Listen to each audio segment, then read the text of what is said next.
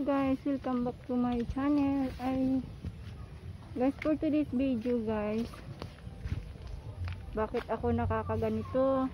Ito siya, basa na towel at saka mask, kasi malayo na kami doon sa ayan siya guys.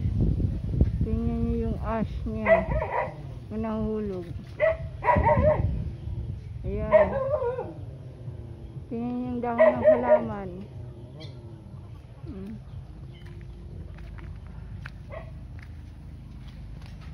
Yung mga ano, tingnan niyo, oh, yung ash fall, saka yung lupa guys, tingnan niyo. Ayan, oh, mga ash yan siya. Tingnan niyo yung dahon. Hindi na makikita kasi puro na siya ano. So ayan, yung nangyari guys, malayo na kami sa Mount Canlaon, pero ano pa din kami, nanahan pa din kami ng mga ashfall na binubugan niya. So ito kami ngayon, nakamas.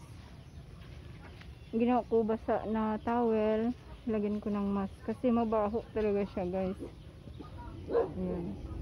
So tingnan mo yung nasa ano ko, oh, ayan, oh,